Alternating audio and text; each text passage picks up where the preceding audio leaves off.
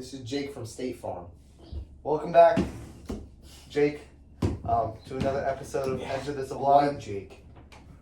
And today, he's going to share with us a story or writing, and I'll share. First, I want to ask you, Go in ahead. reference to what I typically write about, what do you think I wrote about? I probably think he writes about the Dow. He's a Dow meat rider, as we call him. I'll give you a hint. This is very unusual for me. He wrote about love. No, I write about love all the time. Oh, yeah, no, I forgot he's. Anyways. Excuse me?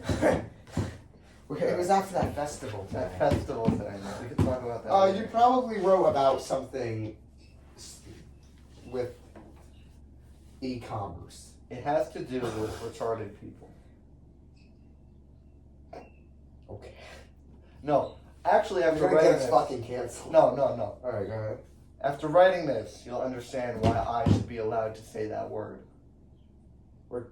Because I okay, he's decided deeply he's identify retarded. with the special ed community.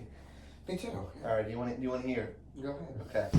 In a strange way, I deeply connect with the mentally disabled. Don't mistake my words. It feels like they're walking vessels of raw truth that not many can understand. They're unfiltered reflections of humanity's shared experience in a sort of mockingly compliant way. An example from a few minutes ago, and I wrote this in class. Andrew came into the bathroom. I'm not sure what his specific struggle is, but I assume he has quite severe autism. After reciting his typical morning spiel, "Hi, how are you? Please have an awesome, sweet day, please," he steps into the urinal. Saying nice things is yes. After some silence, he continues. Pay attention. Don't talk about paying attention, just do it. Just pay attention. Just do it all day. Don't talk about it. Don't talk. And then we will all be yes. I can't help, as he says this, to look around at all the kids on their phones, earbuds in, oblivious to what's around them. To me, his words have so much meaning. Yes, for him, often stands in place of the word good, perhaps a hint to subjective morality. He is very kind, but because he has been told he should be. Pay attention. To what? Perhaps he is telling the surrounding fools to wake up. Perhaps it's a dig at the school. Don't talk about paying attention, just do it. Right, don't talk, don't think, just do it. Just as we are kind, we shall know not what we do, and thus have no meaning behind our action. But still, he goes on. The second he steps from the stall to being an obedient, ideal citizen, I too can live a day in compliance. But I find that such thoughts arise when I step into the stalls, staring at the wall. You can't deny the absurdity of your position. But we carry on, deeper, deeper, and only those who we call disabled or stupid remain in possession of certain truths. First thing I did when I got back to class was not pay attention to the lesson. I stepped up to the open window and breathed in air I'd forgotten the smell of. So vivid, so calming, so colorful and full of sound was the outside world. Then I turned to see the clacking of keys on the Chromebooks, open phones and hunched postures. But I didn't talk about it, no. I just wanted to cry. This was, well, it was. So it is. Yes.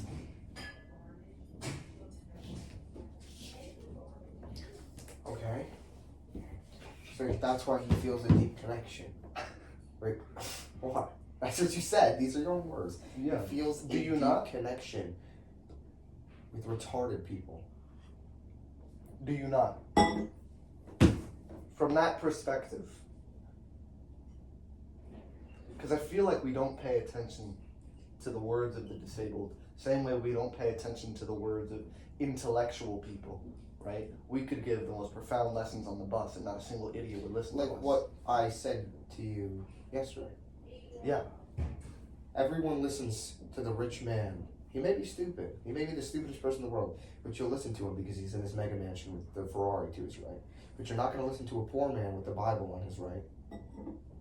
Even if he's the most intellectual in the world, he could be an astrophysicist, but you're not going to listen to him because of his image. It's Precisely. so hard to get across things when you're belittled and you're brought down. That's why when smaller people in this world put out a message, it doesn't really get spread, even if it's the best message ever. It's like how our same philosophy, when produced by Joe Bartolozzi, can get 16 million views. Yeah, your beef. I got beef with Joe Bartolozzi. I didn't even watch this. I'm not actually mad about that. He's not actually mad, but he cries in his room every night. I don't cry in my room every night. He doesn't cry. You want to know the conclusion I came to with that? Actually, I want to talk about that for a second. Go ahead. Right? So I have this philosophy that I've been working on for 3 years. I've been writing a book for 3 years, and it's soon to be published. And Gio comes over one day, and basically he tells me that Joe Bartolozzi started a philosophy channel, and he basically in 45 minutes taught my exact philosophy, and it got 16 million views. Yeah, his channel overall has had 16 million views. So that's at that's first- 16 million more than our channel. So you guys have to subscribe, please. At first, I was very upset by He, this. at first, he's a grieving soul. He's so upset in his own body and image that someone has stolen his idea and done it better than him. Not better than me, because I've still done it my own unique Not better than him. He does it the best. Oh, shut up. Alright. I still have done it in my own unique way, and I still have spent 3 years compiling the best possible way to explain it. That's true. The book is pretty. And I good. got to thinking, right? Because the initial argument that I came up with was, right, art ideas do not belong to anyone. They're common property. And that's sort of an ancient Stoic teaching. And I'm thinking that I want this idea to be my property. And I want to make it my property by adding to it the idea that art is no one's property. And it's all just at the root of trying to possess certain ideas rather than, I mean, like, if it's getting out to 16 million people, that's great. But is it really that I wanted to teach this thing? Or did I just want credit for it? Am I just trying to, prove myself in some aspect that I'm capable of producing such thought, and I'm capable of helping people, and I'm capable of Of course, teaching you them? want to prove. Or do yourself. I want to actually help them? Maybe both. And that's how I got rid of being upset about it, because how can I be upset about it? It's not right for me to be upset about it. And of course, I can add to it, and I can expand to it, and I can be a part of it, because as much as it's not my idea, it's also not his. And no one owns it. You just prophetized off of it. You didn't. And that's annoying. Yeah. But I mean, It happens. it's a question of higher good. Which do you prefer? Absolutely. And that's a hard thing to do. If you can master that, then I feel like it's really hard to fail at anything, Well, I can manage failing. Yeah. I would somehow still have failed in a mission some way. But if you don't consider it failure, then it's a failure. It's like what Seneca said: if you try to lose, you will always win. Which isn't what it So sounds what? like. Huh? Said what? Said what? No, he said something. He said said. I think it was Seneca. What? You call me a what? The philosopher from ancient Rome. If Who? you try to lose, you will always win. And who said that? Okay. I have a strong impulse right now to take a bite out of that candle. But they're too expensive to do so. What is the value? Do not do that. Do not do that. You value money over hunger. Hunger. Alright, go ahead. Continue the conversation. Well, I just said something. I have a strong waiting to impulse to respond. eat the candle in front of me. What do you think about the philosophy that if you try to lose, you will always win? Because it's not what it sounds like. Because it's really just different words of something that you said. Who said that? You know who said it. Who? Doesn't matter who said it. Because it's All not ideas original. are- Alright, go ahead. So what was the question again? What do I think about it? About the Yeah. quote. Repeat the quote. Let me analyze this. And it's not as Mitsuhari, but Is that the quote? It's not No. as meets the eye. no. Okay. If you try to lose, you will always win. If you try to lose, you always win. So we have to break this down. If you try to lose, you'll always win. Meaning, if you attempt to do the negative, the positive will occur. Because the positive is the thing that would be wrong in your sense. It's like somebody who doesn't want something to go wrong.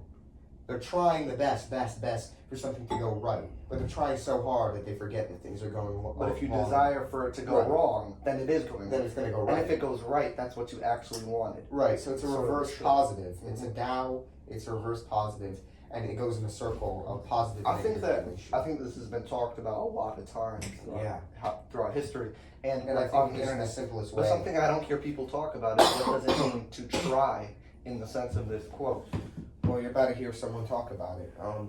I think what it means is if you have the attempt to do something or the intent to do something and it doesn't go your way, it's a learning experience no matter the way it's going. If you tell yourself every single day that you want something to go wrong, but it's the way you want it to go wrong, then it doesn't go right because it's a learning experience. I think you should just want everything to go as it goes, but then what is trying? Trying would have to be the act of actively changing the wrong. If you talk about trying, though, then you separate this deviation of victory and failure. And the interesting thing is that you're reversing their polarity of those two things. That's what just confuses me a little bit. Is what are you It's really? confusing if you think about it too much because it's a circle. Is it non-action? Is trying not taking action? No, Trying because is- you talked about it as in the Tao, and I'm sure you're aware of the Tao Wu Wei non-action, Yes.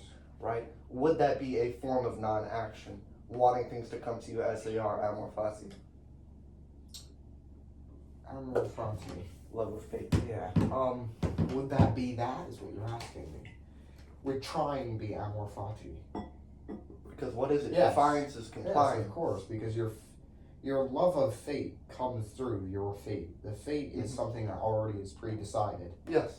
So yes, trying would be your fate because you've already done it in the future. But then trying is futile. Why It's do we like call it You trying? cut bread in the future. You I think take that the that concept slice. is mixed up, because why would you call that trying? If you're hoping to achieve nothing. If you're hoping to achieve nothing, it's your goal. Trying is just the reach towards your goal at a faster pace. That's what I like to think of it as. But if you're content with that goal, I'm not going to keep going on with this. Yeah, we can ramble for hours. Of course. Would you like a sweet tea? No, get that garbage out of here.